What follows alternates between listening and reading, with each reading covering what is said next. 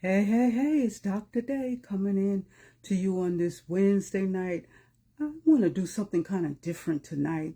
This thought had been coming across my mind and talking to various people. I'm always talking about women my age, and that's the only age that I can identify with because where I'm at, 71. But we have issues too, okay? People think that when you get a certain age that you are mature and your life is just a bed of roses and everything is just going fine, and maybe that's because that's how you portray it and how you look, and maybe that's how you carry yourself. But deep down inside, sometimes you just feel this tiresome, this burden that you're carrying everybody else and you're doing everything for everybody else, and nothing is being reciprocated back to you. And so you just continue to march on day in and day out, just pretending, wearing a false mask, perpetrating that all is good. And the thing that came to my mind, the scripture we're talking about in our relationship with God, James 4:8 says, draw nigh to God and he will draw nigh to you. And it's just like this magnet right here. When I hold it out, it just gravitates to this part. And I'm not going to get in all in that technical stuff. Excuse me, how it's doing all that.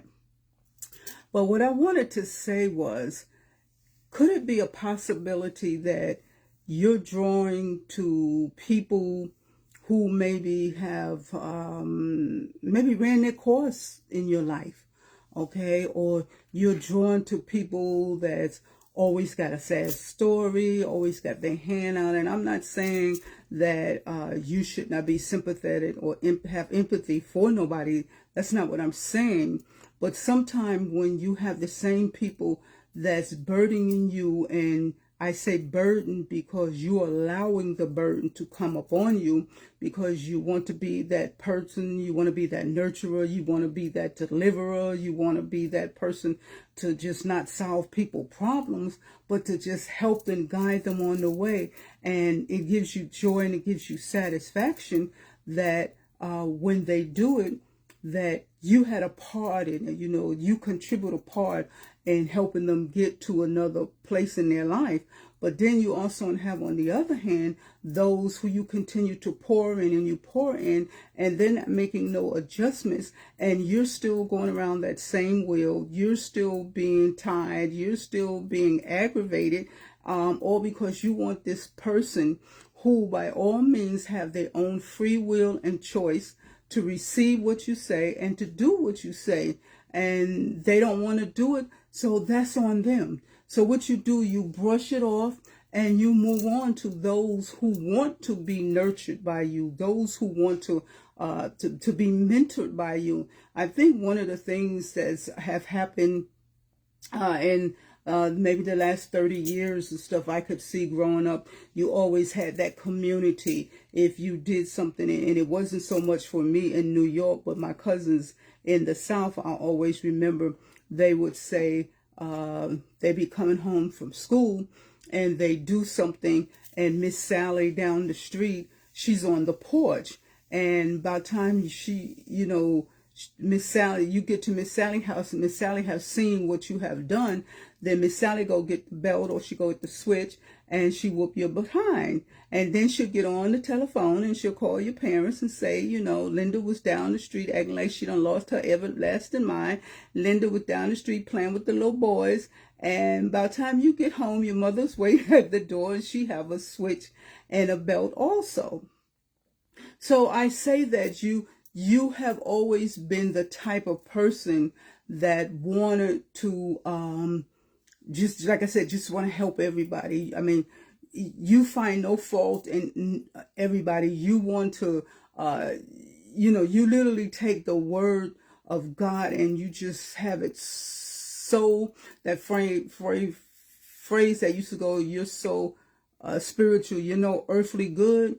So you really want to have that sternness about the word. You want to pound people over the head to get it, because you finally got it. You know, it took some years for you to get it. And of course, during the years when you was out there in the world, I'm talking about me, my grandmother, my great-grandmother, and everybody was praying for me. Who would have thought that all these years later I'll be doing what I'm doing now? I wasn't a bit more thinking about the Lord and the man in the morning. I'm just being serious. I was out there having, you know, fun, just enjoying everything, enjoying life. You know, I was in college, and one year I was on the homecoming court. I didn't win, but I was second runner up. That should say something. Okay. Then for 2 years, my junior and senior year, I was a Kappa Alpha Psi. I was a sweetheart, you know. And so those are big milestones from a girl from New York. And I went to school in Alabama, and a girl from New York coming to Alabama. But I want to say this is our secret. The boys, because I was from New York, you know, the people in the South, they had this perception of the people up North. So, you know, if the little boys even thought that I would give them a chance to, you know, say something to me, they would be just as happy as a pig in a slop. Okay, but that's another story. But I say all of that to say that, you know, like myself, many of us who I, you know, hope I'm addressing this message to tonight, and it could be for anybody, but I wanted to really address those ladies. I keep saying my age group 70, but I think I need to start with 40. Okay, from 40. You know, and I'm not going to say 30, because 30, you're really kind of finding yourself. But when you start hitting those 40s, you have to think of life differently. You have to like be long projection of future down the road of what you want to do. And there's a lot of things that I know now. I wish I had someone to share with me the things that I had to learn. You know, you have to learn on your own, and we all have to learn things on our own. But it's also, God does put people in your life to kind of guide you along the way. They might not give you the answers, but they will give you something to think about. So we don't have all that today. So I think this is why so many, you know, people are just, you know, they, like I said, they're like this magnet. They're just drawing to you know, anybody and everything. You know, what is it? The flavor of the day, whatever the flavor might be. This is whatever the flavor in the Kool-Aid. This is what everybody is drinking right now. When God didn't create you to be a clone, He created you to have the individuality, because He's everything about you and all of us. I'm talking about the whole human population race. We were made after the image of God in His likeness. So we're little beings of who He is. And so if He just wanted Himself to look just like Himself, we would all be looking like we say we made in the image of God, if you understand what I'm saying. So as we go on in age, like I said, then you hit the 50s, and you like, now you beginning to think you're in this midlife crisis. I guess that's because what society say, that's the title, you know, of somebody who hit that 50, and you're thinking about settling, you're thinking about retiring and all that.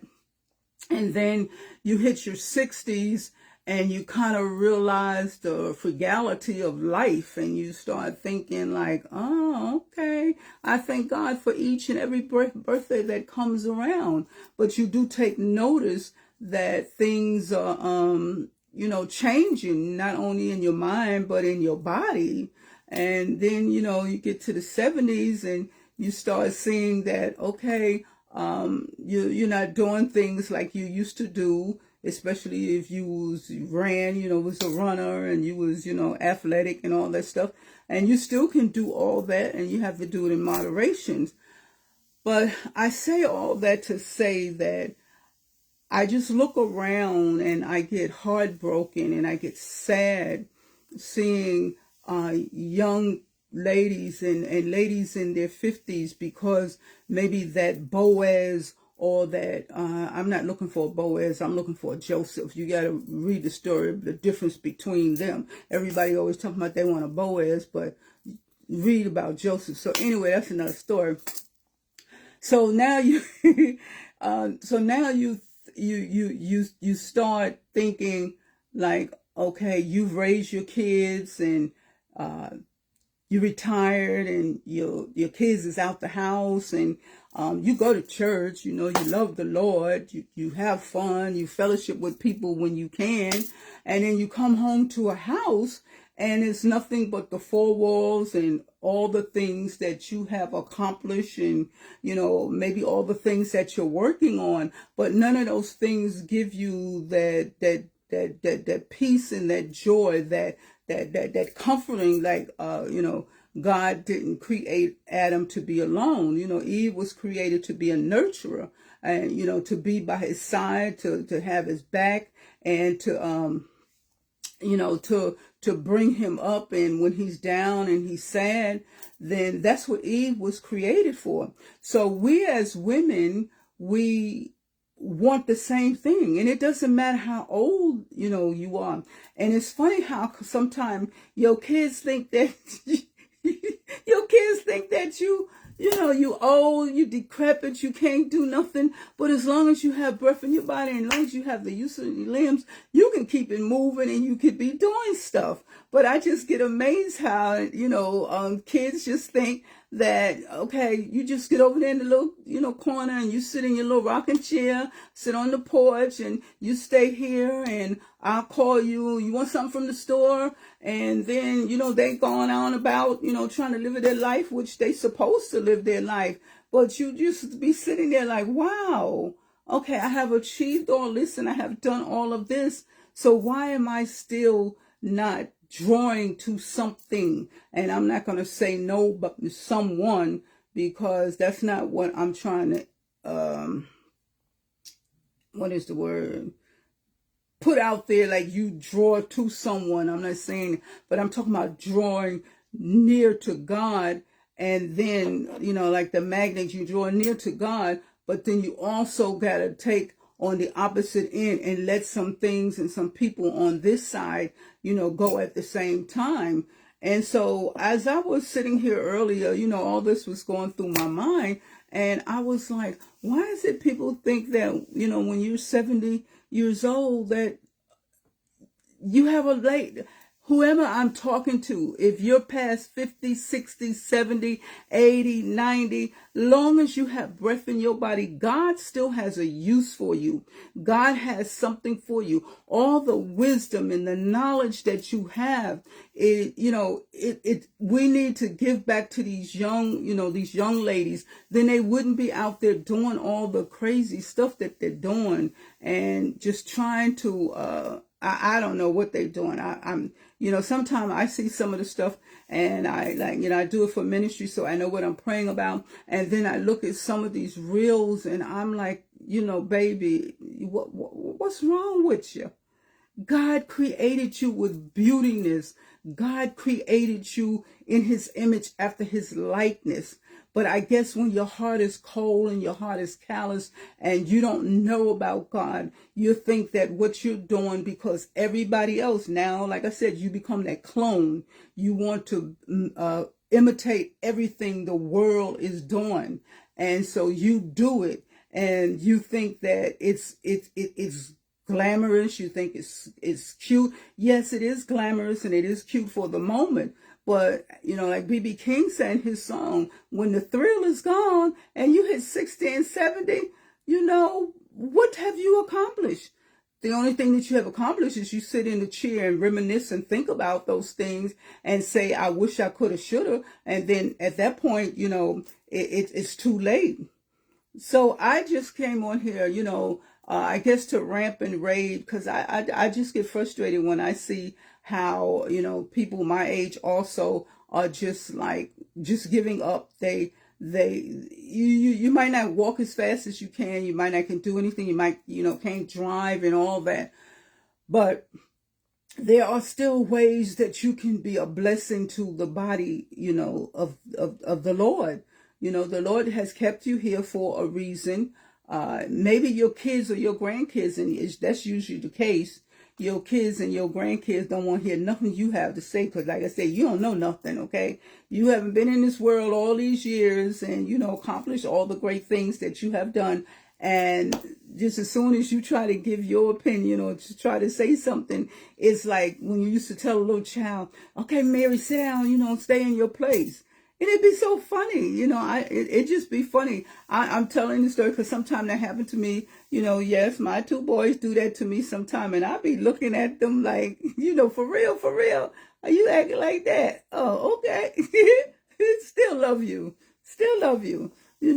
But I know who I am. I'm comfortable in who I am. And I can't be nobody other than who God created me to be. And it's so amazing, y'all. When I look back over my life, I just be amazed at all the foolishness that I did, that God kept me for such a reason as this, to get on here September, what's the date, 10th, 2025, and to share, come out, with a different approach than I normally come on when I'm being so teachable or trying to be teachable. My teaching mode hits, then, but I wanted to come out and to be real, and I wanted to come out and to be raw.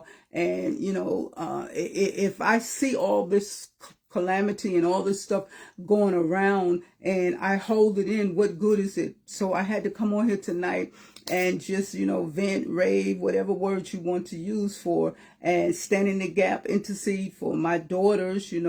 I never had daughters. I have two sons, two granddaughters, but I always wanted a daughter. And but God knew, the two sons, love them dearly. That was in God's plan for my life. And so that's just like most things in life. What you want, God has the total opposite for his purpose and his glory. Everything, he's going to get the glory, So I don't have daughters. And then when I do adopt, quote unquote, daughters, have a couple ladies in the church. And, a nice young lady, just recently she became my daughter. And, I have peace and I have joy to know that people trust me enough to value my opinion.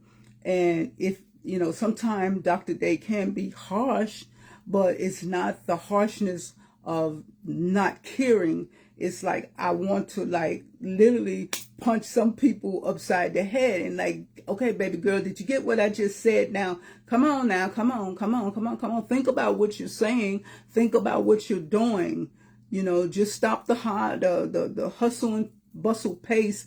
Take a Selah moment, sit down. Whatever the situation is, assess it for what it is. If you have to take a piece of paper and write the pros and the cons on, the pros over here and the cons on here.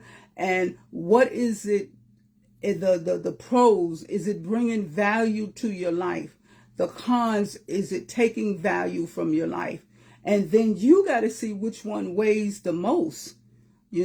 Somebody could mentor you, somebody could talk to you, but you have to do the self-work. You have to do the inventory, because don't nobody know your situation but you, unless you share with someone, and then they only get the outer surface. They don't get the whole intricate details of what's going on. So that's what I said. Okay, Dr. Day,